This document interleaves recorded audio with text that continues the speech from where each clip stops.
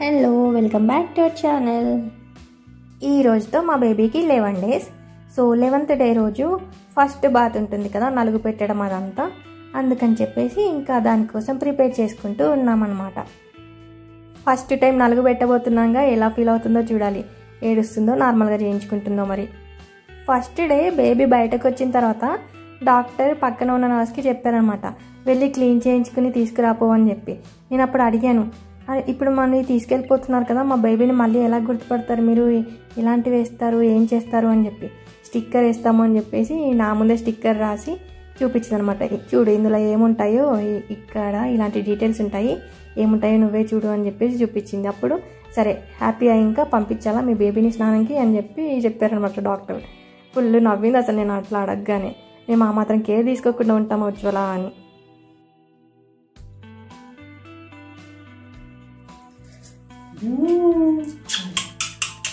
గుడ్డిగాడి first bath. గుడ్రా బుడి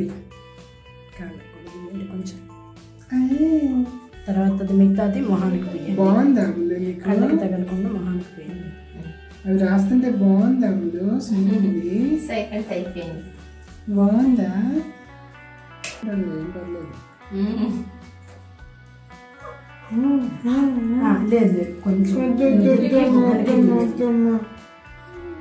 అమ్మ అమ్మ అయిపోయింది తల్లి, అయిపోయింది. ఇలా చెప్పిపోతుంది. Baby pillow నిద్రపోతున్నావా? నిద్రపోతుంది. స్నానం చేయించేటప్పుడు ఎక్కువ ఇబ్బంది పెట్టలేదా? మంచిగా చేసినట్టు, ఎక్కువ ఏడిపిన లేదు. స్నానం అయిపోగానే నిద్ర స్టార్ట్ చేసేసిందా? మాకు ఇప్పుడే ఫుల్ ఆకలి వేస్తుంది. పూజ అయిపోయినా తినాలి కదా, బాగా ఆకలి వేస్తుంది. ఎప్పుడైపోతామని చూస్తాను. ఒక 1-2.5 hours పడుతుంది స్టార్ట్ అయితే. బుజ్జి పాప, బుజ్జి పాప, బేబీలో నిద్రపోతున్నావా? అసలు ఏమో చక్కగా నిద్రపోతుంది. హాయిగా అనిపించింది కదా స్నానం చేయాలి. స్నానం చేసింది కదా, అవన్నీ మంచిగా అనిపిస్తుంది. నాకైతే ఆఫీస్కి వెళ్తున్నప్పుడు పొద్దున్నే చేసి వెళ్తాను కదా, అంతా కరెక్ట్గా మొత్తం ఆగలేదు. లోపలికి వెళ్ళి నెక్ క్యాప్లు అవన్నీ పెట్టుకుని అన్నీ వేస్తుంటే తలనొప్పి వచ్చేది. మంచిగా రెడీ అయిన రోజు మాత్రం వెళ్తుంటేనే హాయిగా నిద్ర వచ్చేది. స్కూటీకి వెళ్తుంటే నిద్ర వచ్చేది. తలస్నానం చేసేసి అప్పుడు కాసేపు పడుకుంటే బాగుంది అనిపించేది. తలస్నానం చేసిన రోజు కొంచెం ఎక్కువ టైం మొత్తం వాష్ పర్మిషన్ పెట్టుకుని వెళ్ళిపోతే బాగా అనిపించేది.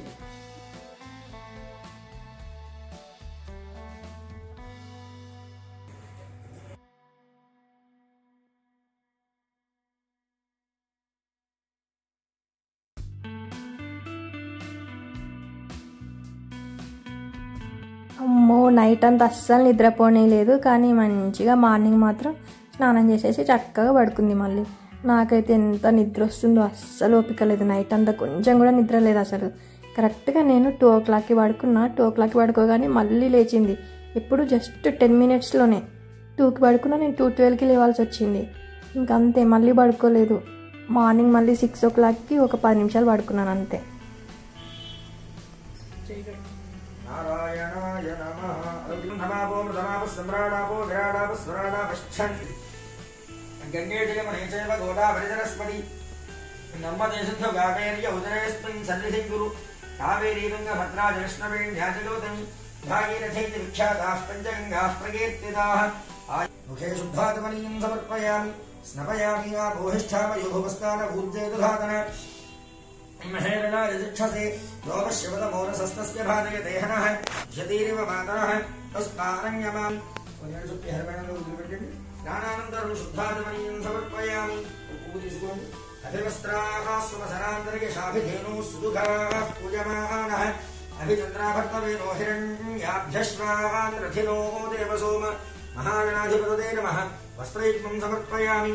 యజ్ఞోపవీతం పరమం పవిత్రం ప్రజాపతేరేత్ సహజం పురస్తాదు. ఆయుష్యమగ్రియం ప్రతిమంచు శుభ్రం యజ్ఞోపవీతం పరమస్తు తేజః. నక్షత్రవేండి యజ్ఞోపవీతం సమర్పయామి.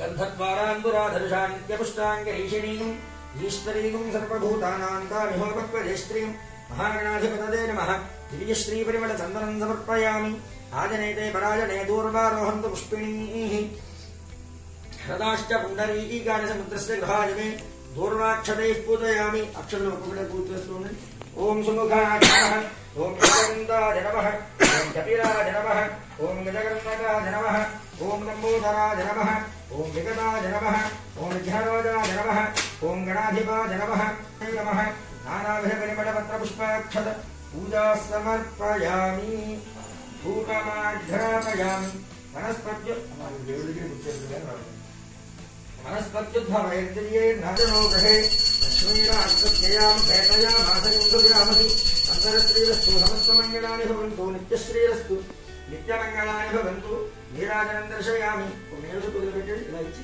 నీరాజనానంతరం శుద్ధాచమనీయం సమర్పయామి నమస్కరోమి నమః పార్వతీ ప్రియనందనాయ గణేశాయ నమః